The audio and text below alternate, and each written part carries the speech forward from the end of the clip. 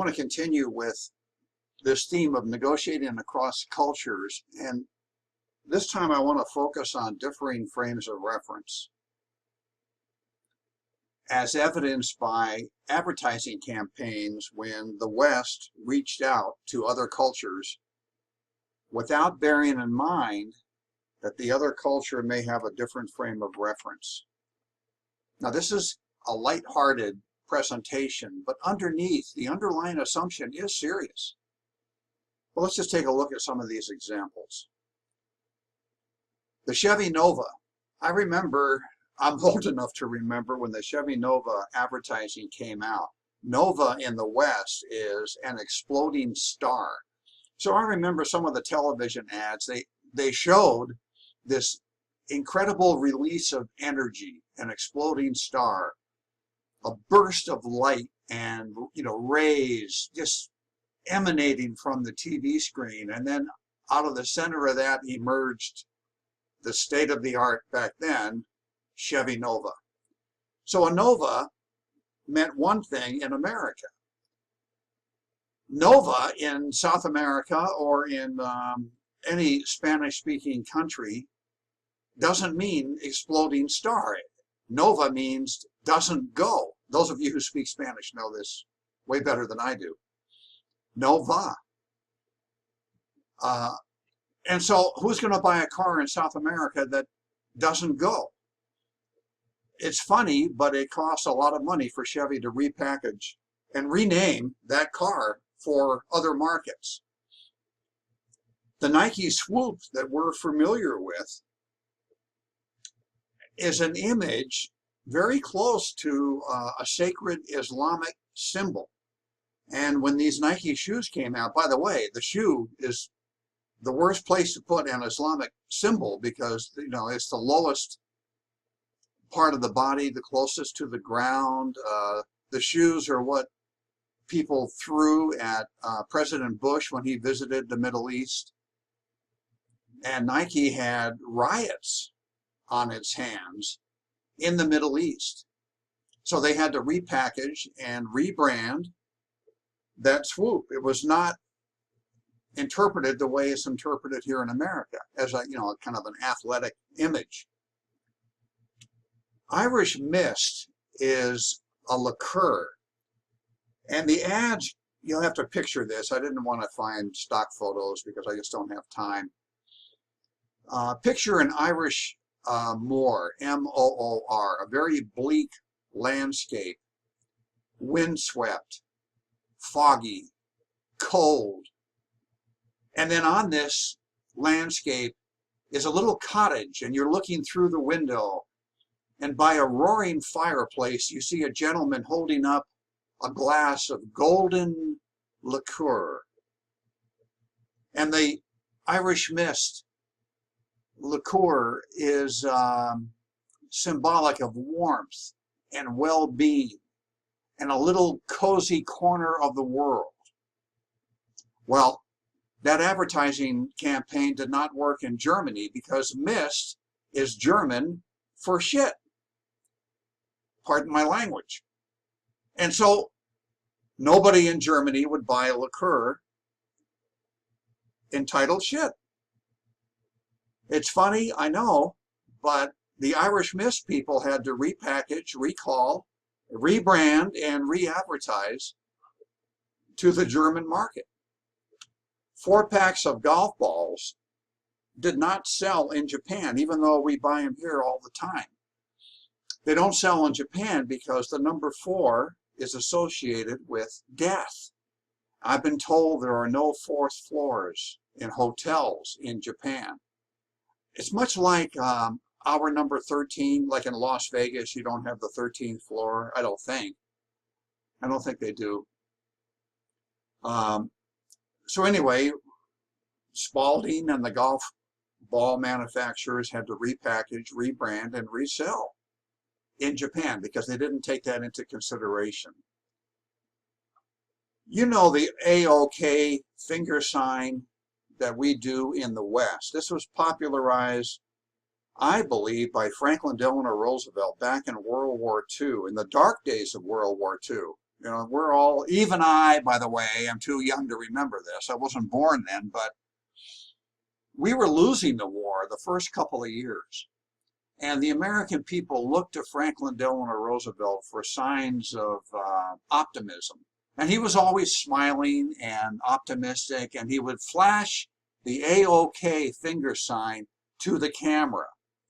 And the American public felt, okay, good, things are going well. Well, if you were to do that in a negotiation in Latin America, picture yourself sitting across the table from somebody and you're getting close to an agreement and you give them that A-OK sign. This is a symbol for a-hole in Latin America.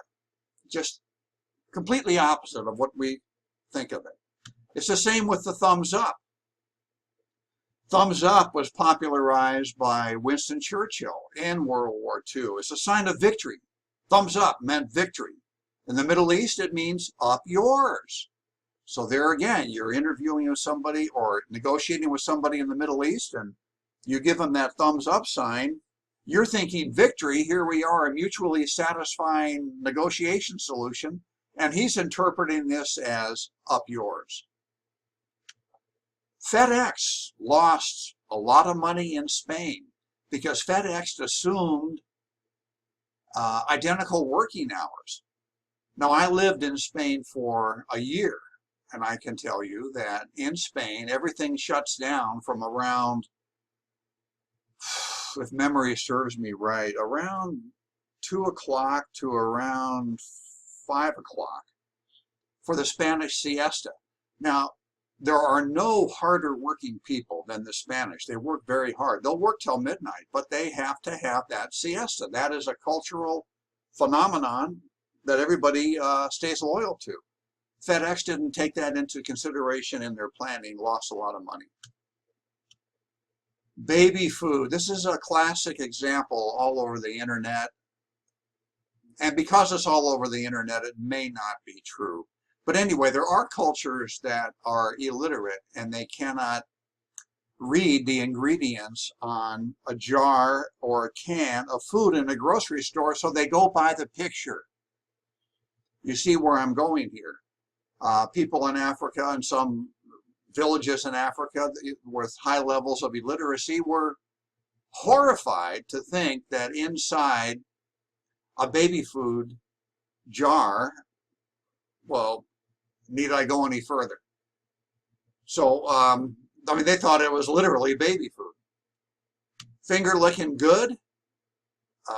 Kentucky Fried Chicken was translated apparently in China as eat your fingers off. Do you remember the Got Milk commercial? Got Milk?